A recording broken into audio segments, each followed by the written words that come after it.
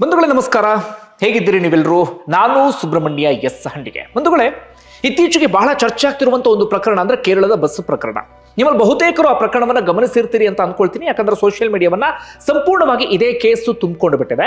Instagram ಅನ್ನು open ಮಾಡಿದ್ರೆ ದಿನಕ್ಕೊಂದು 200-300 ಈ ಪ್ರಕರಣಕ್ಕೆ ಸಂಬಂಧಪಟ್ಟ ಹಾಗೆ ರೀಲ್ಸ್ ನಮ್ಮ ಕಣ್ಣ ಮುಂದೆ ಬರ್ತಾ ಹೋಗುತ್ತೆ. ಈ ಪ್ರಕರಣ ಎಷ್ಟರ ಮಟ್ಟಿಗೆ ಜನಾಕ್ರೋಶಕ್ಕೆ ಕಾರಣ ಆಗಿತ್ತು ಅಂದ್ರೆ ಇಡೀ ಕೇರಳ ಓರ್ವ ವ್ಯಕ್ತಿಯ ಪರವಾಗಿ ನಿಂತುಕೊಂಡಿತ್ತು. ಅಂತಿಮವಾಗಿ ಈ ಪ್ರಕರಣಕ್ಕೆ ಸಂಬಂಧಪಟ್ಟ ಹಾಗೆ ಆ ಹೆಣ್ಣು ಮಗಳನ್ನ ಬಂಧಿಸಲಾಗಿದೆ. ಕೊನೆಯದಾಗಿ 14 ದಿನಗಳ ಕಾಲ ನ್ಯಾಯಾಂಗ ಬಂಧನ ಅಂದ್ರೆ ಜೈಲಿಗೂ ಕೂಡ ಕಳಿಸಲಾಗಿದೆ. ಜಾಮೀನಿಗೆ ಆ ಹೆಣ್ಣುಮಗಳು ಪ್ರಯತ್ನವನ್ನ ಪಡ್ತಾ ಇದ್ರು ಕೂಡ ಪೊಲೀಸರು ತೀವ್ರ ಆಕ್ಷೇಪಣೆಯನ್ನು ಸಲ್ಲಿಸ್ತಾ ಇದ್ದಾರೆ. ಹೆಣ್ಣು ಮಗಳಿಗೆ ಜಾಮೀನು ಸಿಗಬಾರದು ಅಂತ ಹೇಳಿ. ಅಂದ್ರೆ ಮೇಲ್ನೋಟಕ್ಕೆ ಆ ಹೆಣ್ಣು ಮಗಳ ತಪ್ಪಿರೋದು ಇದೀಗ ಒಂದು ಹಂತಕ್ಕೆ ಗೊತ್ತಾಗ್ತಾ ಇದೆ, ಅಥವಾ ಒಂದು ಹಂತಕ್ಕೆ ಕ್ಲಾರಿಟಿ ಸಿಗ್ತಾ ಇದೆ. ಅಂದ್ರೆ ಇಲ್ಲಿವರೆಗೂ ಕೂಡ ಪ್ರಕರಣಕ್ಕೆ ಸಂಬಂಧಪಟ್ಟ ಹಾಗೆ ಸರಿಯಾದ ಕ್ಲಾರಿಟಿ ಸಿಕ್ಕಿರಲಿಲ್ಲ. ಆದ್ರೆ ಈ ಹಂತಕ್ಕೆ ಒಂದಷ್ಟು ಕ್ಲಾರಿಟಿ ಎಲ್ಲವೂ ಕೂಡ ಸಿಗ್ತಾ ಇದೆ. ಅದು ಕೇಸ್ ಏನು ಅಂದ್ರೆ, ಓರ್ವ ಸೋಷಿಯಲ್ ಮೀಡಿಯಾ ಇನ್ಫ್ಲೂಯೆನ್ಸರ್ ಬಸ್ಗೆ ಹತ್ತಾಳೆ ಆ ಹೆಣ್ಮಗಳು. ಪಕ್ಕದಲ್ಲಿ ಸಹ ಪ್ರಯಾಣಿಕ ಓರ್ವ ವ್ಯಕ್ತಿ ಇರ್ತಾನೆ. ಆ ವ್ಯಕ್ತಿ ನನ್ನನ್ನು ಅನುಚಿತವಾಗಿ ಸ್ಪರ್ಶಿಸಿದ್ದ ಅಥವಾ ಖಾಸಗಿ ಭಾಗವನ್ನ ಸ್ಪರ್ಶಿಸ್ತಾ ಅಂತ ಹೇಳಿ ಆಕೆ ಒಂದು ವಿಡಿಯೋವನ್ನ ರೆಕಾರ್ಡ್ ಮಾಡಿ ಸೋಷಿಯಲ್ ಮೀಡಿಯಾಗೆ ಹಾಕ್ತಾಳೆ, ಇನ್ಸ್ಟಾಗ್ರಾಮ್ಗೆ ಅಪ್ಲೋಡ್ ಮಾಡ್ತಾಳೆ. ನೋಡ್ತಾ ಇದ್ದಾಗ ವಿಡಿಯೋ ವೈರಲ್ ಆಗಿಬಿಡುತ್ತೆ. ಇದರಿಂದ ಅವಮಾನಕ್ಕೆ ಒಳಗಾದಂತ ಆ ವ್ಯಕ್ತಿ, ವಿಡಿಯೋದಲ್ಲಿ ಇದ್ದಂತಹ ವ್ಯಕ್ತಿ ಕೊನೆಗೆ ತಮ್ಮ ಪ್ರಾಣವನ್ನ ಕಳ್ಕೊಂಡು ಬಿಡ್ತಾರೆ. ಅದಾದ ಬಳಿಕ ಜನ ಈ ಪ್ರಕರಣಕ್ಕೆ ಸಂಬಂಧಪಟ್ಟ ಹಾಗೆ ಆಕ್ರೋಶವನ್ನ ವ್ಯಕ್ತಪಡಿಸೋದಕ್ಕೆ ಶುರು ಮಾಡಿಕೊಂಡ್ರು. ಇದೀಗ ಆ ಹೆಣ್ಣು ಮಗಳನ್ನ ಕೊನೆಗೂ ಪೊಲೀಸರು ಬಂಧಿಸಿದ್ದಾರೆ. ಪ್ರಕರಣಕ್ಕೆ ಸಂಬಂಧಪಟ್ಟ ಹಾಗೆ ಸಾಕಷ್ಟು ಬೆಳವಣಿಗೆ ಇಲ್ಲಿಯವರೆಗೆ ಆಗಿದೆ. ಪ್ರಮುಖವಾಗಿ ಪೊಲೀಸರಿಗೆ CCTV ಫುಟೇಜ್ ಸಿಕ್ಕಿದೆ. ಒಂದಷ್ಟು ಐ ವಿಟ್ನೆಸ್ಗಳನ್ನು ಕೂಡ ಮಾತನಾಡಿಸಿದ್ದಾರೆ. ಇದರ ಆಧಾರದ ಮೇಲೆ ಪೊಲೀಸರು ಇದೀಗ ಬಂಧಿಸಿದ್ದಾರೆ. ಹೀಗಾಗಿ ಪೊಲೀಸರಿಗೆ ಸಿಕ್ಕಿರುವಂತಹ ದಾಖಲೆಗಳ ಆಧಾರದ ಮೇಲೆ ಹೇಳೋದಾದ್ರೆ ಇದರಲ್ಲಿ ಬಹುತೇಕ ಆ ಹೆಣ್ಣು ಮಗಳದ್ದೇ ತಪ್ಪು ಇದ್ದ ಹಾಗೆ ಕಾಣಿಸ್ತಾ ಇದೆ. ಏನಿದು ಪ್ರಕರಣ ಅನ್ನುವಂತ ಆ ಡೀಟೇಲ್ ಅನ್ನ ಗಮನಿಸ್ತಾ ಹೋಗೋಣ. ಅದನ್ನ ಗಮನಿಸೋಕ್ಕೂ ಮುನ್ನ ಈ ಪ್ರಕರಣಕ್ಕೆ ಸಂಬಂಧಪಟ್ಟ ಹಾಗೆ ಜನ ಅಂದ್ರೆ ಸಾರ್ವಜನಿಕರು ಒಂದಷ್ಟು ಪ್ರಶ್ನೆಯನ್ನ ಎತ್ತೋದಿಕ್ಕೆ ಶುರು ಮಾಡ್ಕೊಂಡಿದ್ರು. ಅದೇನಪ್ಪಾ ಅಂದ್ರೆ, ಈ ನಮ್ಮ ಕಾನೂನು ಹೆಣ್ಮಕ್ಳ ಪರವಾಗಿದೆ ಬಹುತೇಕ ಸಂದರ್ಭದಲ್ಲಿ, ಹಾಗಿರಲೇಬೇಕು. ಹೌದು ಕೂಡ, ಯಾಕಂದ್ರೆ ಹೆಚ್ಚಿನ ದೌರ್ಜನ್ಯ ಅನ್ಯಾಯ ಆಗೋದೆಲ್ಲವೂ ಕೂಡ ಹೆಣ್ಣು ಮಕ್ಕಳಿಗೆ ಅನ್ನೋದ್ರಲ್ಲಿ ಯಾವುದೇ ಅನುಮಾನವೂ ಕೂಡ ಇಲ್ಲ. ಹಾಗೆ ಸಾರ್ವಜನಿಕರ ಅನುಕಂಪ ವ್ಯಕ್ತವಾಗೋದು ಕೂಡ ಹೆಣ್ಣು ಮಕ್ಕಳಿಗೆ ಬೇರೆ ಬೇರೆ ಸಂದರ್ಭಗಳಲ್ಲಿ. ಗಂಡು ಮಕ್ಕಳು ಅಥವಾ ಹೆಣ್ಮಕ್ಳು ಅಂದಾಗ ಹೆಣ್ಮಕ್ಳಿಗೆ ಸಾರ್ವಜನಿಕ ಅನುಕಂಪ ವ್ಯಕ್ತವಾಗುತ್ತೆ. ಹೌದು, ಹಾಗಂದ ಮಾತ್ರಕ್ಕೆ ಕಾನೂನು ನಮ್ಮ ಪರವಾಗಿದೆ, ಸಾರ್ವಜನಿಕರು ನಮಗೆ ಅನುಕಂಪ ವ್ಯಕ್ತಪಡಿಸ್ತಾರೆ ಅಂತ ಹೇಳಿ ಏನ್ ಬೇಕಾದ್ರೂ ಹಾಗಾದ್ರೆ ಮಾಡಬಹುದಾ? ಯಾರ ಮೇಲೆ ಬೇಕಾದ್ರೂ ದೋಷಾರೋಪಣೆಯನ್ನ ಮಾಡಬಹುದಾ? ಸುಖ ಸುಮ್ಮನೆ ಯಾವುದೋ ಸೇಡ್ ಇರುತ್ತೆ, ಯಾವುದೋ ದ್ವೇಷ ಇರುತ್ತೆ, ಯಾವುದೋ ಉದ್ದೇಶ ಇರುತ್ತೆ ಎನ್ನುವ ಕಾರಣಕ್ಕಾಗಿ ಕಾನೂನು ನಮ್ಮ ಜೊತೆ ನಿಂತ್ಕೊಳ್ಳುತ್ತೆ, ಜನ ಕೂಡ ನಮ್ಮ ಪರವಾಗಿ ನಿಲ್ತಾರೆ ಎನ್ನುವ ಕಾರಣಕ್ಕಾಗಿ ಏನು ಬೇಕಾದ್ರೂ ಮಾಡಬಹುದಾ ಎನ್ನುವ ರೀತಿಯಲ್ಲಿ ಜನ ಪ್ರಶ್ನೆಯನ್ನ ಮಾಡ್ತಾ ಇದ್ದಾರೆ. ಇದು ಒಂದು ವಿಚಾರ. ಮತ್ತೊಂದು ವಿಚಾರ ಅಂದ್ರೆ, ಮಾನ ಮರ್ಯಾದೆ ಅಂಜಿಕೆ ಅನ್ನೋದು ಕೇವಲ ಹೆಣ್ಮಕ್ಳಿಗೆ ಮಾತ್ರ ಇರುತ್ತಾ? ಗಂಡು ಮಕ್ಳಿಗೆ ಹಾಗಾದ್ರೆ ಮಾನ ಮರ್ಯಾದೆ ಅಂಜಿಕೆ ಯಾವುದು ಇರೋದಿಲ್ವಾ? ಹೆಣ್ಮಕ್ಳ ಮರ್ಯಾದೆ ತೆಗೆದ್ರೆ ಮಾತ್ರ ಅದು ಮರ್ಯಾದೆ ತೆಗೆದ ಹಾಗ? ಗಂಡು ಮಕ್ಕಳ ಮರ್ಯಾದೆನ ಎಲ್ಲ ಬೇಕಾದ್ರೂ ಹರಾಜಿಗೆ ಹಾಕಿಬಿಡ್ಬಹುದಾ? KG ಲೆಕ್ಕದಲ್ಲಿ ಮಾರಾಟ ಮಾಡಿಬಿಡಬಹುದಾ? ಈ ರೀತಿಯಾಗಿಯೂ ಕೂಡ ಇದೀಗ ಜನ ಪ್ರಶ್ನೆ ಮಾಡ್ತಾ ಇದ್ದಾರೆ. ಹಾಗೆ ಅನ್ಯಾಯ ಅಂತ ಆಗೋದು ಕೇವಲ ಹೆಣ್ಣು ಮಕ್ಕಳಿಗೆ ಮಾತ್ರ, ಅಥವಾ ಹೆಣ್ಮಕ್ಳಿಗೆ ಅನ್ಯಾಯ ಆದ್ರೆ ಮಾತ್ರ ಅದು ಅನ್ಯಾಯನ, ಗಂಡು ಮಕ್ಕಳಿಗೆ ಅನ್ಯಾಯ ಆದ್ರೆ ಅದು ಅನ್ಯಾಯ ಅಲ್ವಾ ಎನ್ನುವ ರೀತಿಯಲ್ಲೂ ಕೂಡ ಜನ ಇದೀಗ ಪ್ರಶ್ನೆ ಮಾಡೋದಕ್ಕೆ ಶುರು ಮಾಡ್ಕೊಂಡಿದ್ದಾರೆ. ಒಂದು ಪ್ರಕರಣ ಇದೀಗ ನಾನಾ ರೀತಿ ಪ್ರಶ್ನೆ, ನಾನಾ ರೀತಿ ಚರ್ಚೆ, ವಿಶ್ಲೇಷಣೆ ಎಲ್ಲವೂ ಕೂಡ ನಡೆಯುವಂತಾಗಿದೆ. ಒಟ್ಟಾರೆಯಾಗಿ ದೇಶಾದ್ಯಂತ ಸಂಚಲನ ಮೂಡಿಸಿದ ಕೇಸ್ ಇದು. ಕೇರಳದಲ್ಲಂತೂ ದೊಡ್ಡ ಮಟ್ಟಿಗೆ ಈ ಪ್ರಕರಣ ರೀಚ್ ಆಗ್ಬಿಟ್ಟಿದೆ. ರಾಜಕಾರಣಿಗಳು ಮಾತಾಡ್ತಿದ್ದಾರೆ, ಸೆಲೆಬ್ರಿಟಿಗಳು ಮಾತಾಡ್ತಿದ್ದಾರೆ, ಸಾಮಾಜಿಕ ಹೋರಾಟಗಾರರು ಕೂಡ ಮಾತಾಡ್ತಿದ್ದಾರೆ. ಏನಿದು ಪ್ರಕರಣ ಸಂಬಂಧಪಟ್ಟ ಹಾಗೆ ಪೊಲೀಸರಿಗೆ ಸಿಕ್ಕಿರುವಂತಹ ಸಾಕ್ಷಿ ಏನು, ಈಗೇನು ಬೆಳವಣಿಗೆ ಆಗ್ತಾ ಇದೆ, ಆ ವಿವರವನ್ನ ಗಮನಿಸ್ತಾ ಹೋಗೋಣ. ಒಂದು ವೇಳೆ ಪ್ರಕರಣ ಏನು ಅಂತ ನಿಮಗೆ ಗೊತ್ತಿದೆ, ಹೀಗಾಗಿ ನಾನು ಜಾಸ್ತಿ ಅದನ್ನ ಡ್ರಾಗ್ ಮಾಡೋದಿಲ್ಲ, ಸಿಂಪಲ್ ಆಗಿ ಹೇಳಿ ಮುಗಿಸ್ತೀನಿ. ದೀಪಕ್ ಎನ್ನುವಂತ ವ್ಯಕ್ತಿ, ಅವರ ವಯಸ್ಸು 40ರಿಂದ 41 ಆಸುಪಾಸು.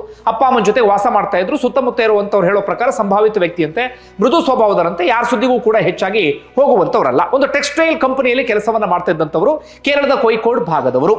ಕೋಯಿಕೋಡ್ನಿಂದ ಕಣ್ಣೂರಿಗೆ ಅವರು ಪ್ರಯಾಣವನ್ನ ಮಾಡ್ತಾ ಇದ್ದವರು. ಪ್ರತಿದಿನವೂ ಕೂಡ ಅವರು ಸಾರ್ವಜನಿಕ ಸಾರಿಗೆಯಲ್ಲೇ ಓಡಾಡ್ತಾ ಇದ್ದಂಥವರು ಕೂಡ. ಶುಕ್ರವಾರವೂ ಕೂಡ ಅದೇ ರೀತಿಯಾಗಿ ಅವರ ಆಫೀಸಿಗೆ ಹೋಗೋದಿಕ್ಕೆ ಅಂತ ಹೇಳಿ ಆ ಬಸ್ಗೆ ಬಂದಿದ್ದಾರೆ. ಅದೇ ಬಸ್ಗೆ ಸೋಷಿಯಲ್ ಮೀಡಿಯಾ ಇನ್ಫ್ಲೂಯೆನ್ಸರ್ ಕೂಡ ಹತ್ತು ಬಿಟ್ಟಿದ್ದಾಳೆ. ಆಕೆ ಹೆಸರು ಶಿಂಜಿತಾ ಮುಸ್ತಫಾ ಅಂತೇಳಿ. ಮಹಿಳಾ ಹೋರಾಟಗಾರ್ತಿಯಾಗಿ ಗುರುತಿಸಿಕೊಳ್ಳುವಂತ ಹಂಬಲ ಇತ್ತಂತೆ, ಅಥವಾ ಸಾಮಾಜಿಕ ಹೋರಾಟಗಾರ್ತಿಯಾಗಿ ತನ್ನನ್ನು ತಾನು ತೊಡಗಿಸಿಕೊಳ್ಳಬೇಕು ಎನ್ನುವಂತ ವಿಚಾರ ತಲೆಯಲ್ಲಿ ಇತ್ತಂತೆ. ಹೀಗಾಗಿ ಅದಕ್ಕೋಸ್ಕರ ಒಂದಷ್ಟು ಪ್ರಯತ್ನವನ್ನ ಪಡ್ತಿದ್ದಂಥ ಹೆಣ್ಮಗಳು. ಒಂದಷ್ಟು ರಾಜಕೀಯ ಸಂಪರ್ಕವೂ ಕೂಡ ಆಕೆಗೆ ಇತ್ತಂತೆ. ಸೈಕಾಲಜಿ ಸ್ಟೂಡೆಂಟ್ ಕೂಡ ಹೌದು, ಹಾಗೆ ಲೆಕ್ಚರರ್ ಆಗಿಯೂ ಕೂಡ ಕೆಲಸವನ್ನ ಮಾಡ್ತಾ ಇದ್ರಂತೆ. ವಯಸ್ಸು 34ರಿಂದ 35 ಆಸುಪಾಸು. ಬಸ್ಸಿಗೆ ಬಂದಂತ ಹೆಣ್ಮಗಳು ಇದ್ದಕ್ಕಿದ್ದ ಹಾಗೆ ಒಂದು ವಿಡಿಯೋವನ್ನ ರೆಕಾರ್ಡ್ ಮಾಡಿ ಆಕೆ ಸೋಷಿಯಲ್ ಮೀಡಿಯಾದಲ್ಲಿ ಅಪ್ಲೋಡ್ ಮಾಡಿಬಿಡ್ತಾಳೆ, ಅಂದ್ರೆ ಇನ್ಸ್ಟಾಗ್ರಾಮ್ಗೆ ಅಪ್ಲೋಡ್ ಮಾಡಿಬಿಡ್ತಾಳೆ. ಏನು ಕಂಟೆಂಟ್ ಏನು ಅದರದ್ದು ಅಂದ್ರೆ, ಆ ವಿಡಿಯೋದಲ್ಲಿ ನನ್ನ ಪಕ್ಕದಲ್ಲಿರುವಂತಹ ವ್ಯಕ್ತಿ ಇದ್ದಾನಲ್ಲ, ಆತ ನನ್ನನ್ನು ಅನುಚಿತವಾಗಿ ವರ್ತನೆ ತೋರ್ದ ಅಥವಾ ನನ್ನ ಖಾಸಗಿ ಭಾಗವನ್ನು ಸ್ಪರ್ಶಿಸಿ ಬಿಟ್ಟ ಎನ್ನುವ ರೀತಿಯಲ್ಲಿ ವಿಡಿಯೋ ಮಾಡಿ ಅಪ್ಲೋಡ್ ಮಾಡಿಬಿಡ್ತಾರೆ. ಕೆಳಗಡೆ ಒಂದಷ್ಟು ವಿಚಾರವನ್ನು ಅವ್ರು ಬರೆದಿರ್ತಾರೆ. ನೋಡಿ, ಹೆಣ್ಮಕ್ಳು ಹುಷಾರಾಗಿರ್ಬೇಕು, ಗಂಡು ಮಕ್ಕಳಿಗೆ ಇದು ವಾರ್ನಿಂಗ್, ನೆಕ್ಸ್ಟ್ ಯಾರಾದ್ರೂ ಮಾಡಿದ್ರೆ ನಿಮ್ದು ಮರ್ಯಾದೆ ಹಿಂಗೆ ಹೋಗುತ್ತೆ, ಹಾಗೆ ಹೀಗೆ ಅಂತ ಹೇಳಿ.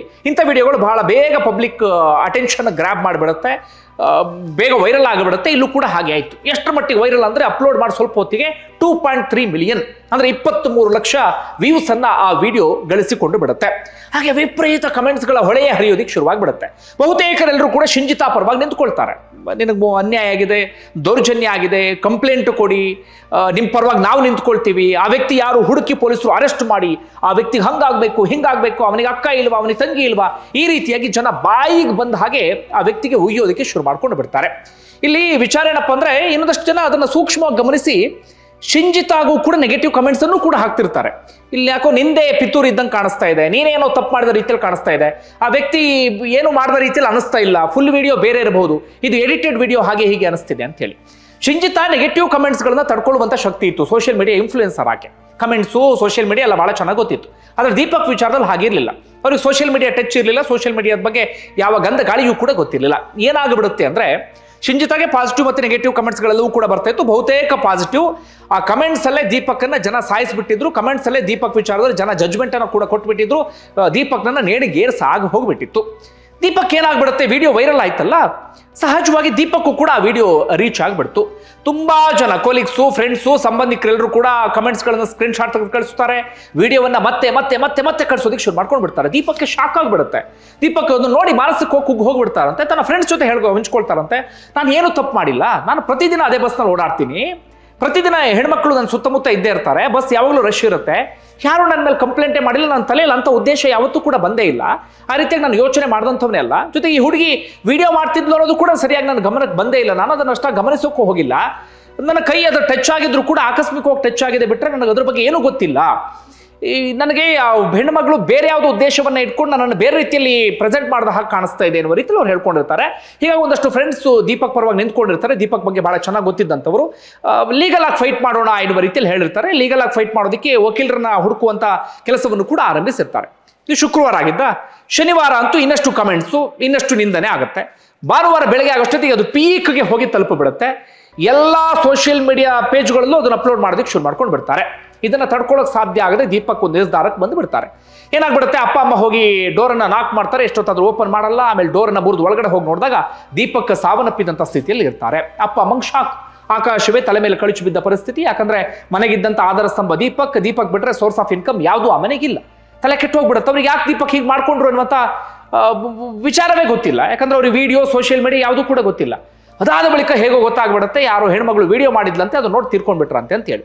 ಅಪ್ಪ ಅಮ್ಮನಿಗೆ ಇನ್ನೊಂದು ದೊಡ್ಡ ಶಾಕ್, ಒಂದು ವಿಡಿಯೋಗೆ ನಮ್ಮ ಮಗ ಪ್ರಾಣವನ್ನ ಕಳ್ಕೊಂಡು ಬಿಟ್ನಲ್ಲ ಅಂತ ಹೇಳಿ. ತಕ್ಷಣವೇ ಅವರು ಪೊಲೀಸರಿಗೆ ಹೋಗಿ ಕಂಪ್ಲೇಂಟ್ ಕೊಡ್ತಾರೆ, ನಮಗೆ ಈ ವಿಚಾರದಲ್ಲಿ ನ್ಯಾಯ ಸಿಗಲೇಬೇಕು, ನಮಗೆ ಇದರಲ್ಲಿ ಇದಾಗಲೇಬೇಕು ಅಂತ ಹೇಳಿ. ಆದರೆ ಪೊಲೀಸರು ತಕ್ಷಣ ಆಕ್ಷನ್ ತೆಗೆದುಕೊಳ್ಳುವ ಸ್ಥಿತಿಯಲ್ಲಿ ಇರಲಿಲ್ಲ. ಯಾಕಂದ್ರೆ ಹೆಣ್ಮಗಳಿಗೆ ಎಲ್ಲೋ ದೌರ್ಜನ್ಯ ಆಗಿದೆ, ಆ ಕಾರಣಕ್ಕಾಗಿ ಹೆಣ್ಮಗಳು ಈ ರೀತಿಯಾಗಿ ವಿಡಿಯೋ ಮಾಡಿದ್ದಾರೆ ಅಂತ ಪೊಲೀಸರು ಕೂಡ ಅಂದ್ಕೊಂಡಿದ್ರು. ಆದ್ರೆ ಅಷ್ಟೊತ್ತಿಗಾಗಲೇ ಜನ ಕೂಡ ಆ ವಿಡಿಯೋನ ಸೂಕ್ಷ್ಮವಾಗಿ ಗಮನಿಸಿ ಅವರವರ ಒಪಿನಿಯನ್ ಹೇಳೋದಕ್ಕೆ ಶುರು ಮಾಡ್ಕೊಂಡಿದ್ರು. ಒಂದಷ್ಟು ಜನ ಹೌದು ಇದರಲ್ಲಿ ದೀಪಕ್ದೇ ತಪ್ಪಿದೆ, ದೀಪಕ್ ತಪ್ಪಿಲ್ಲದೆ ಹುಡುಗಿ ವಿಡಿಯೋ ಮಾಡೋದಕ್ಕೆ ಸಾಧ್ಯವೇ ಇಲ್ಲ ಅಂತ. ಇನ್ನೊಂದಷ್ಟು ಜನ ಅದನ್ನು ಸೂಕ್ಷ್ಮವಾಗಿ ಗಮನಿಸಿ, ಇಲ್ಲ ದೀಪಕ್ ಆ ಕಡೆ ನಿಂತ್ಕೊಂಡಿದ್ದಾರೆ, ಈ ಹೆಣ್ಮಗಳ ಹತ್ರ ಹೋಗಿ ತನ್ನ ದೇಹವನ್ನ ರಬ್ ಮಾಡ್ತಾ ಇದ್ದಾಳೆ, ಆಕೆ ಉದ್ದೇಶ ಬೇರೆ ಏನೋ ಇದ್ದ ರೀತಿಯಲ್ಲಿ ಕಾಣಿಸ್ತಾ ಇದೆ.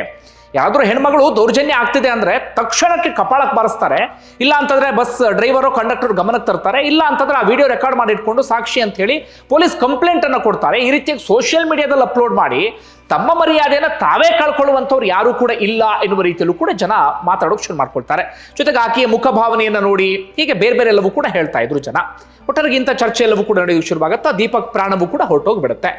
ಅದಾದ ಬಳಿಕ ಮತ್ತೆ ಶಿಂಜಿತಾ ಒಂದು ವಿಡಿಯೋವನ್ನ ಮಾಡ್ತಾರೆ. ಏನಂತ, ಅಲ್ಲಿ ಯಾರೋ ಬೇರೆ ಹೆಣ್ಮಗಳಿಗೆ ಅನ್ಯಾಯ ಆಗ್ತಾ ಇತ್ತು, ಅದನ್ನು ನೋಡಿ ನಾನಂತರ ವಿಡಿಯೋ ರೆಕಾರ್ಡ್ ಮಾಡೋದಕ್ಕೆ ಶುರು ಮಾಡ್ಕೊಂಡೆ, ನನ್ನ ಹತ್ರನೂ ಕೂಡ ದೀಪಕ್ ಹಂಗೆ ಮಾಡಿಬಿಟ್ರು, ದೀಪಕ್ ಆಕ್ಸಿಡೆಂಟಲ್ ಆಗಿ ಹಂಗೆ ಮಾಡಿದ್ರೆ ಉದ್ದೇಶಪೂರ್ವಕವಾಗಿ ಹಂಗೆ ಮಾಡಿದ್ರೆ ಅನ್ನೋದ್ರ ಬಗ್ಗೆ ನನಗೆ ಕ್ಲಾರಿಟಿ ಇಲ್ಲ, ಆದರೆ ದೀಪಕ್ ನೋಡಿದಾಗ ನನಗೆ ಅನುಮಾನ ಅಂತೂ ಬಂತು, ದೀಪಕ್ ಅದೇ ರೀತಿಯಾದಂಥ ವ್ಯಕ್ತಿ ಅಂತ ನನಗನ್ನಿಸ್ತು, ಆ ಕಾರಣಕ್ಕಾಗಿ ನಾನು ಜನರನ್ನ ಎಚ್ಚರಿಸುವಂಥ ಉದ್ದೇಶದಿಂದ ವಿಡಿಯೋವನ್ನ ರೆಕಾರ್ಡ್ ಮಾಡಿದೆ ಎನ್ನುವ ರೀತಿಯಲ್ಲಿ ಮತ್ತೊಮ್ಮೆ ಒಂದು ವಿಡಿಯೋ ಮಾಡಿ ಕ್ಲಾರಿಟಿಯನ್ನು ಕೊಡ್ತಾರೆ. ಆದರೆ ಅಷ್ಟೊತ್ತಿಗಾಗಲೇ ಜನಾಕ್ರೋಶ ಮುಗಿಲು ಮುಟ್ಟಿತ್ತು. ಮೊದಲು ಯಾರ್ಯಾರು ಶಿಂಜಿತಾ ಮುಸ್ತಫಾ ಬೆಂಬಲಕ್ಕೆ ನಿಂತಿದ್ರು ಅದೇ ಜನ ಅದಾದ ಬಳಿಕ ವಿಡಿಯೋವನ್ನ ಇನ್ನಷ್ಟು ಮತ್ತೊಮ್ಮೆ ಸೂಕ್ಷ್ಮವಾಗಿ ಗಮನಿಸಿ ಶಿಂಜಿತಾಳನ್ನ ತರಾಟೆಗೆ ತೆಗೆದುಕೊಳ್ಳೋಕೆ ಶುರು ಮಾಡ್ಕೊಳ್ತಾರೆ. ಅದಾದ ಬಳಿಕ ಜನ ಹೇಳ್ತಾರೆ, ಇಲ್ಲ ಶಿಂಜಿತಾ ವಿರುದ್ಧ ಕಾನೂನು ರೀತಿಯಲ್ಲಿ ಕ್ರಮ ಆಗಲೇಬೇಕು ಅಂತೇಳಿ. ಯಾವಾಗ ಇದೆಲ್ಲವೂ ಕೂಡ ರೈಸ್ ಆಗೋದಕ್ಕೆ ಶುರುವಾಗುತ್ತೋ ಶಿಂಜಿತಾ ಆ ವಿಡಿಯೋವನ್ನ ಡಿಲೀಟ್ ಮಾಡ್ತಾರೆ. ತನ್ನ ಸೋಷಿಯಲ್ ಮೀಡಿಯಾ ಪ್ರೊಫೈಲ್ ಏನಿರುತ್ತೆ ಅದನ್ನ ಪಬ್ಲಿಕ್ ಇದ್ದಿದ್ದನ್ನ ಪ್ರೈವೇಟ್ಗೆ ಹಾಕ್ತಾರೆ. ಹಾಕಿ ತಣ್ಣಗೆ ಎಲ್ಲೋ ದೂರದಲ್ಲಿ ಉಳ್ಕೊಂಡು ಬಿಡ್ತಾರೆ. ಇನ್ನೊಂದು ಕಡೆಯಿಂದ ಜನಾಕ್ರೋಶ ವಿಪರೀತ ಆಗೋಕೆ ಶುರುವಾಗುತ್ತೆ. ಮಾನವ ಹಕ್ಕುಗಳ ಆಯೋಗವು ಕೂಡ ಈ ವಿಚಾರಕ್ಕೆ ಸಂಬಂಧಪಟ್ಟಾಗ ಎಂಟ್ರಿ ಕೊಡುತ್ತೆ. ಪೊಲೀಸರು ಕೂಡ ಯಾವಾಗ ಒತ್ತಡ ಜಾಸ್ತಿ ಆಗುತ್ತೋ, ಜನಾಕ್ರೋಶ ಜಾಸ್ತಿ ಆಗುತ್ತೋ, ಪೊಲೀಸರು ಕೂಡ ಎಚ್ಚೆತ್ತುಕೊಳ್ತಾರೆ. ಇದರಲ್ಲಿ ಏನೋ ಬೇರೆ ಆಗಿದೆ ಅಂತ ಹೇಳಿ ಪೊಲೀಸರು ಕೂಡ ಒಂದು ಕಡೆಯಿಂದ ಸ್ವಯಂ ಪ್ರೇರಿತವಾಗಿ ದೂರನ್ನ ದಾಖಲಿಸಿಕೊಳ್ತಾರೆ. ಮತ್ತೊಂದು ಕಡೆಯಿಂದ ಅವರ ತಂದೆ ತಾಯಿ ಕೂಡ ದೂರನ್ನ ಕೊಟ್ಟಿರ್ತಾರೆ. ಪೊಲೀಸರು ತನಿಖೆಯನ್ನು ಆರಂಭಿಸ್ತಾರೆ. ತನಿಖೆಯನ್ನು ಆರಂಭಿಸಿದಾಗ ಪೊಲೀಸರು ಮಾಡಿದಂಥ ಮೊದಲ ಕೆಲಸ ಏನಪ್ಪಾ ಅಂದ್ರೆ ಬಸ್ ಡ್ರೈವರ್ ಮತ್ತೆ ಕಂಡಕ್ಟರ್ನ ಮಾತನಾಡಿಸ್ತಾರೆ. ಅವ್ರು ಹೇಳ್ತಾರೆ, ಇಲ್ಲ ಆ ವ್ಯಕ್ತಿ ಹಾಗೆ ಮಾಡಿದ ಹಾಗೆ ನಮಗಂತೂ ಅನಿಸ್ಲಿಲ್ಲ, ನಾವಂತೂ ನೋಡಿಲ್ಲ, ಆ ಹುಡುಗಿ ನಮಗೆ ಬಂದು ದೂರನ್ನ ಕೊಟ್ಟಿಲ್ಲ ಅಂತ ಅವ್ರು ಹೇಳ್ತಾರೆ. ಒಂದಷ್ಟು ಐ ವಿಟ್ನೆಸ್ಗಳನ್ನ ಮಾತನಾಡಿಸ್ತಾರೆ. ಅವ್ರು ಹೇಳ್ತಾರೆ, ಇಲ್ಲಪ್ಪ ಆ ವ್ಯಕ್ತಿ ಹಂಗೆ ಮಾಡೇ ಇಲ್ಲ, ಮಾಡಿದ್ರೆ ನಮ್ದು ಯಾವ್ದಾದ್ರು ಗಮನಕ್ಕೆ ಬರಬೇಕಿತ್ತು. ಶಿಂಜಿತಾ ಇನ್ಯಾರೋ ಹೆಣ್ಮಗಳಿಗೆ ಹಾಗಾಗಿದೆ ಅಂತ ಹೇಳಿದ್ರಲ್ಲ, ಅವರು ಕೂಡ ಅಲ್ಲಿ ಯಾರು ಇರಲಿಲ್ಲ ಎನ್ನುವ ರೀತಿಯಲ್ಲಿ ಅಲ್ಲಿ ಸುತ್ತಮುತ್ತ ಇದ್ದಂಥವರು ಕೂಡ ಹೇಳ್ತಾರೆ. ಹಾಗೆ ಇನ್ನೊಂದಷ್ಟು ಜನ ಮುಂದೆ ಬಂದು ದೀಪಕ್ ಪರವಾಗಿ ಮಾತಾಡೋಕೆ ಶುರು ಮಾಡ್ಕೊಳ್ತಾರೆ. ಇಲ್ಲ, ದೀಪಕ್ ನಮಗೆ ಅವಾಗ ಸಹಾಯ ಮಾಡಿದ್ರು, ಇವಾಗ ಸಹಾಯ ಮಾಡಿದ್ರು. ಓರ್ವ ಹೆಣ್ಮಗಳಂತ ಹೇಳ್ತಾಳೆ, ನಾನು ಯಾವುದೋ ಒಂದು ಕಷ್ಟದ ಸಂದರ್ಭದಲ್ಲಿ ಇದ್ದಾಗ ದೀಪಕ್ ಅಣ್ಣನ ರೀತಿಯಲ್ಲಿ ನನ್ನ ಜೊತೆಗೆ ನಿಂತ್ಕೊಂಡಿದ್ರು, ಹೆಣ್ಮಕ್ಳ ವಿಚಾರದಲ್ಲಿ ಆ ಮನುಷ್ಯ ಹಾಗಂತ ಅನಿಸ್ತಾ ಇಲ್ಲ ಅಂತ ಹೇಳಿ. ದೀಪಕ್ ಸುತ್ತಮುತ್ತ ಇದ್ದಂಥವ್ರು ಎಲ್ಲರೂ ಕೂಡ ಇಲ್ಲ, ಈತ ಸಂಭಾವಿತ ವ್ಯಕ್ತಿಯೇ ಅಂತ ಹೇಳೋಕೆ ಶುರು ಮಾಡ್ಕೊಳ್ತಾರೆ. ಆದರೆ ಬರೀ ಹೇಳಿಕೆ ಇಲ್ಲಿ ಪ್ರಮುಖ ಆಗೋದಿಲ್ವಲ್ಲ, ಪೊಲೀಸರಿಗೆ ಸರಿಯಾದಂಥ ಒಂದು ಸಾಕ್ಷಿ ದಾಖಲೆ ಅಂತದ್ದೇನಾದ್ರೂ ಬೇಕಾಗುತ್ತೆ. ಶಿಂಜಿತಾ ಏನು ಹೇಳಿರ್ತಾಳೆ ಅಂದ್ರೆ, ನಾನು ಇಂಥ ಸ್ಟೇಷನ್ಗೆ ಹೋಗಿ ದೂರನ್ನ ಕೊಟ್ಟಿದ್ದೆ ಅಂತ ಕ್ಲೈಮ್ ಮಾಡ್ಕೊಂಡಿರ್ತಾಳೆ. ಹೀಗಾಗಿ ಪೊಲೀಸರು ಹೋಗಿ ಆ ಸ್ಟೇಷನ್ ಅಲ್ಲಿ ವಿಚಾರಿಸಿದಾಗ ಅಲ್ಲಿ ಇದ್ದಂಥ ಇನ್ಸ್ಪೆಕ್ಟರ್ ಹೇಳ್ತಾರೆ, ಇಲ್ಲಪ್ಪ ನಮ್ಮ ಹತ್ರ ಯಾವ ದೂರು ಕೂಡ ಬಂದಿಲ್ಲ ಅಂತ ಹೇಳಿ. ಹಾಗೇನಾದ್ರೂ ಶಿಂಜಿತಾ ನಮ್ಮ ಸ್ಟೇಷನ್ಗೆ ಬಂದಿದ್ರೆ CC ಕ್ಯಾಮ್ರಲ್ಲಿ ರೆಕಾರ್ಡ್ ಆಗಿರಬೇಕಿತ್ತು, ಚೆಕ್ ಮಾಡ್ಕೊಳ್ಳಿ ಅಂತ ಹೇಳಿ. ಅಲ್ಲೂ ಕೂಡ ಸಿಗೋದಿಲ್ಲ. ಆಗ ಪೊಲೀಸರಿಗೆ ಶಿಂಜಿತಾ ಬಗ್ಗೆ ಇನ್ನಷ್ಟು ಡೌಟ್ ಶುರುವಾಗ್ಬಿಡುತ್ತೆ. ಇಲ್ಲ, ಈಕೆ ಯಾಕೋ ವಿಚಿತ್ರವಾಗಿ ಆಡ್ತಿದ್ದಾಳಲ್ಲ, ಈಕೆಯ ಮನಸ್ಥಿತಿನೇನೋ ಸರಿ ಇದ್ದ ರೀತಿಯಲ್ಲಿ ಕಾಣಿಸ್ತಾ ಇಲ್ಲ, ಸೈಕಾಲಜಿ ಸ್ಟೂಡೆಂಟ್ ಅಂತ ಬೇರೆ ಹೇಳ್ತಾಳೆ ಎನ್ನುವ ರೀತಿಯಲ್ಲಿ. ಅದಾದ ಬಳಿಕ ವಿಚಾರಿಸಿದಾಗ ಗೊತ್ತಾಗಿದ್ದೇನಪ್ಪಾ ಅಂದ್ರೆ, ಈಕೆ ಈ ಹಿಂದೆಯೂ ಕೂಡ ಒಂದಷ್ಟು ರಂಪಾಟ ಗಲಾಟೆ ಅಂತದೆಲ್ಲವನ್ನೂ ಕೂಡ ಮಾಡ್ಕೊಂಡಿದ್ಲಂತೆ. ಇಷ್ಟ ಆಗಿತ್ತಾ? ಇಷ್ಟ ಆದ್ಮೇಲೆ ಆ ಬಸ್ನಲ್ಲಿ ಇದ್ದಂಥ CC ಕ್ಯಾಮ್ರಾವನ್ನ ಪರಿಶೀಲನೆ ಮಾಡ್ತಾರೆ ಪೊಲೀಸರು. ಅದರ CC ಕ್ಯಾಮ್ರಾದಲ್ಲಿ ಏನಿದೆ ಅನ್ನೋದು ಇನ್ನೂ ಕೂಡ ಗೊತ್ತಿಲ್ಲ. ಅದನ್ನ ನ್ಯಾಯಾಲಯಕ್ಕೆ ಅವರು ಸಲ್ಲಿಸಿದ್ದಾರೆ. ಪೊಲೀಸರು ಹೇಳ್ತಿರುವ ಪ್ರಕಾರ CC ಕ್ಯಾಮ್ರಾದಲ್ಲಿ ಅವರಿಗೆ ಒಂದು ಸಾಕ್ಷಿ ಸಿಕ್ಕಿದೆ ಅಂತೆ. ಅಂದ್ರೆ ದೀಪಕ್ ಏನು ಮಾಡಿಲ್ಲ, ಈ ಹೆಣ್ಣುಮಗಳೇ ಉದ್ದೇಶಪೂರ್ವಕವಾಗಿ ಏನೋ ಮಾಡಿದ್ದಾಳೆ ಅಂತ ಹೇಳಿ. ಕೊನೆಗೆ ಪೊಲೀಸರು ಯಾವ ನಿರ್ಧಾರಕ್ಕೆ ಬಂದ್ರು ಅಂದ್ರೆ, ಆಕೆಗೆ ಮಹಿಳಾ ಹೋರಾಟಗಾರ್ತಿ ಆಗುವಂತ ಒಂದು ಹುಚ್ಚಿತ್ತು, ಸಾಮಾಜಿಕ ಹೋರಾಟಗಾರ್ತಿಯಾಗಿ ಗುರುತಿಸಿಕೊಳ್ಳುವಂತ ಒಂದು ಆಸೆ ಇತ್ತು. ಯಾವುದಾದ್ರೂ ಒಂದು ಘಟನೆ ಬೇಕಲ್ಲ ಅಂತ ಆಕೆ ಹುಡುಕ್ತಾ ಇದ್ಲು. ಆಗ ಆಕೆಗೆ ಯಾವುದು ಸಿಗದಿದ್ದ ಸಂದರ್ಭದಲ್ಲಿ ಇಂಥದ್ದೊಂದನ್ನ ಕ್ರಿಯೇಟ್ ಮಾಡಿ ಹೀಗೆ ಮಾಡಿರಬಹುದು ಅಂತ ಹೇಳಿ ಪೊಲೀಸರು ಒಂದು ನಿರ್ಧಾರಕ್ಕೆ ಬಂದರು. ಇದು ಆದಂತ ಬೆಳವಣಿಗೆ. ಅದಾದ ಬಳಿಕ ಪೊಲೀಸರು ಆ ಸಾಕ್ಷಿ ಆಧಾರಗಳ ಮೇಲೆ ಆಕೆಯನ್ನು ಅರೆಸ್ಟ್ ಮಾಡಬೇಕಂತ ಹುಡುಕೋದಕ್ಕೆ ಶುರು ಮಾಡ್ಕೊಳ್ತಾರೆ. ಆದ್ರೆ ಅಷ್ಟೊತ್ತಿಗಾಗಲೇ ಆಕೆ ಎಸ್ಕೇಪ್ ಆಗಿ ಬಿಟ್ಟಿದ್ಲು. ಅದಾದ ಬಳಿಕ ನಿರಂತರವಾಗಿ ಹುಡುಕಾಟ ಆರಂಭ ಆಗುತ್ತೆ. ಪೊಲೀಸರು ಲುಕೌಟ್ ನೋಟಿಸ್ ಅನ್ನು ಕೂಡ ಜಾರಿ ಮಾಡ್ತಾರೆ. ಅಂತಿಮವಾಗಿ ದೂರದ ಸಂಬಂಧಿಯೊಬ್ಬರ ಮನೆಯಲ್ಲಿ ಶಿಂಜಿತಾ ಪತ್ತಿ ಆಗ್ತಾರೆ. ಅಲ್ಲಿಂದ ಶಿಂಜಿತಾಳನ್ನ ಅರೆಸ್ಟ್ ಮಾಡಿ ಕರ್ಕೊಂಡು ಬರ್ತಾರೆ. ಕೋರ್ಟ್ ಮುಂದೆಯೂ ಕೂಡ ಪ್ರೊಡ್ಯೂಸ್ ಮಾಡ್ತಾರೆ. ಕೋರ್ಟ್ನಲ್ಲಿ ಸೂಕ್ತ ಸಾಕ್ಷ್ಯಾಧಾರಗಳನ್ನು ಕೂಡ ಇಡ್ತಾರೆ. ಆ ಕಾರಣಕ್ಕಾಗಿ ಕೋರ್ಟ್ ಏನ್ ಮಾಡುತ್ತೆ ಅಂದ್ರೆ ನ್ಯಾಯಾಂಗ ಬಂಧನಕ್ಕೆ ವಿಧಿಸಿದೆ, ಅಂದ್ರೆ ಜೈಲಿಗೆ ಕಳಿಸಿದೆ 14 ದಿನಗಳ ಕಾಲ. ಇತ್ತ ಶಿಂಜಿತಾ ಜಾಮೀನಿಗೆ ಅರ್ಜಿ ಸಲ್ಲಿಸಿದ್ದಾರೆ. ಆದರೆ ಜಾಮೀನು ಸಿಗುವಂತ ಸಾಧ್ಯತೆ ಕಡಿಮೆ ಎನ್ನುವಂತ ಮಾತುಗಳು ಕೇಳಿ ಬರ್ತಾ ಇದೆ. ಕಾರಣ ಏನಪ್ಪಾ ಅಂದ್ರೆ, ಶಿಂಜಿತಾ ವಿರುದ್ಧ ಪ್ರಬಲವಾದಂಥ ಸಾಕ್ಷಿಯನ್ನು ಪೊಲೀಸರು ರೆಡಿ ಮಾಡಿದ್ದಾರೆ ಅಂತ. ಈಗಾಗಲೇ 60 ದಿನದ ಒಳಗಾಗಿ ಚಾರ್ಜ್ ಶೀಟ್ ಅನ್ನು ಸಲ್ಲಿಕೆ ಮಾಡಬೇಕು. ಅದಕ್ಕೂ ಕೂಡ ಪೊಲೀಸರು ಒಂದಷ್ಟು ಸಿದ್ಧತೆಯನ್ನ ಈಗಾಗಲೇ ಮಾಡಿಕೊಳ್ತಾ ಇದ್ದಾರೆ. ಇದು ಪ್ರಕರಣ. ಮೇಲ್ನೋಟಕ್ಕೆ ಶಿಂಜಿತಾ ತಪ್ಪು ಮಾಡಿದ್ದು ಒಂದು ಹಂತಕ್ಕೆ ಗೊತ್ತಾಗ್ತಾ ಇದೆ ಪೊಲೀಸರ ಸಾಕ್ಷ್ಯಾಧಾರಗಳ ಆಧಾರದ ಮೇಲೆ. ಆದರೆ ಈ ಹಂತಕ್ಕೆ ನಾವು ಆಕೆದ್ದೇ ತಪ್ಪು ಅಂತಲೂ ಕೂಡ ಒಂದು ಜಡ್ಜ್ಮೆಂಟ್ಗೆ ಬರೋಕ್ಕೆ ಸಾಧ್ಯ ಆಗೋದಿಲ್ಲ. ಇನ್ನು ಕೋರ್ಟ್ನಲ್ಲಿ ಟ್ರಯಲ್ ನಡಿಬೇಕು, ವಿಚಾರಣೆ ಎಲ್ಲವೂ ಕೂಡ ನಡೆದು ಅಂತಿಮವಾಗಿ ಗೊತ್ತಾಗುತ್ತೆ ಏನು ಎತ್ತ ಅಂತ ಹೇಳಿ. ಯಾಕಂದ್ರೆ ಇಂಥದ್ದು ಬಹಳ ಸೂಕ್ಷ್ಮ ಪ್ರಕರಣ. ಈಗಲೇ ನಾವು ಜಡ್ಜ್ಮೆಂಟ್ ಕೊಡೋದಕ್ಕೆ ಸಾಧ್ಯ ಆಗೋದಿಲ್ಲ. ಆದರೆ ಓರ್ವ ವ್ಯಕ್ತಿಯ ಪ್ರಾಣ ಹೋಗಿದ್ದಂತೂ ಸತ್ಯ. ಈ ಹೆಣ್ಮಗಳು ಅದಾದ ಬಳಿಕ ವಿಡಿಯೋವನ್ನು ಡಿಲೀಟ್ ಮಾಡಿದ್ದು, ಎಸ್ಕೇಪ್ ಆಗಿದ್ದು ಅದು ಕೂಡ ಸತ್ಯ. ಹೀಗಾಗಿ ಈ ಹೆಣ್ಮಗಳ ಸರಿನಾ ಆ ವ್ಯಕ್ತಿದ ಸರಿನಾ ಅಂತ ನೋಡಿದಾಗ ಯಾಕೋ ವ್ಯಕ್ತಿದೇ ಸರಿ ಇದ್ದ ರೀತಿಯಲ್ಲಿ ಕಾಣಿಸ್ತಾ ಇದೆ. ಹೆಣ್ಮಗಳು ಯಾವುದೋ ಉದ್ದೇಶ ಇಟ್ಕೊಂಡು ಇನ್ಯಾವುದೋ ಇಂಟೆನ್ಷನ್ ಇಂದ ಆ ರೀತಿಯಾಗಿ ಮಾಡದ ರೀತಿಯಲ್ಲೂ ಕೂಡ ಕಾಣಿಸ್ತಾ ಇದೆ. ಒಟ್ಟಾರೆಯಾಗಿ ಇದು ಪ್ರತಿಯೊಬ್ಬರಿಗೂ ಒಂದು ರೀತಿಯಲ್ಲಿ ಪಾಠ ಆಗಬೇಕು.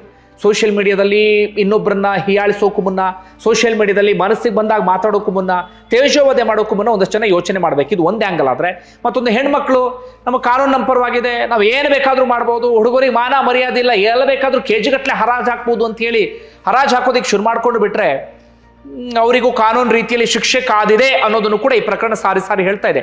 ಇತ್ತೀಚೆಗೆ ಬಹಳ ಆಗ್ತಿದೆ, ನಿಮ್ಗೆ ಗೊತ್ತಿರುತ್ತೆ. ಫೇಕ್ ವರದಕ್ಷಿಣೆ ಕಿರುಕುಳ, ಫೇಕ್ ಲೈಂಗಿಕ ದೌರ್ಜನ್ಯ ಕೇಸ್ಗಳು, ಫೇಕ್ ರೇಪ್ ಕೇಸ್ಗಳು.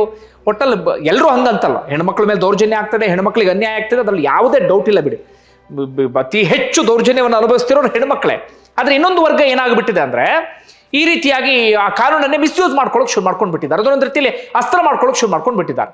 ಮದುವೆ ಆಗಿ ಸ್ವಲ್ಪ ದಿನಕ್ಕೆ ಗಂಡನ ಮೇಲೆ ವರದಕ್ಷಿಣೆ ಕೇಸ್ ಹಾಕೋದು, ಗಂಡನ ಮೇಲೆ ಇನ್ನೊಂದು ಕೇಸ್ ಹಾಕೋದು, ಆ ಥರನ ಇದಕ್ಕೆ ಅಲಿಯಂಗ್ ಮಾಡಿಬಿಡೋದು, ಇಂಥದ್ದೆಲ್ಲವೂ ಕೂಡ ಜಾಸ್ತಿ ಆಗ್ತಾ ಇದೆ. ಒಟ್ಟಾರೆ ಬಂಧುಗಳೇ, ನಿಮ್ಗೆ ಏನಿಸ್ತಾ ಕಮೆಂಟ್ ಬಾಕ್ಸಲ್ಲಿ ಮೆನ್ಷನ್ ಮಾಡಿ. ಧನ್ಯವಾದ ವಿಡಿಯೋ ನೋಡಿದ್ದಕ್ಕಾಗಿ.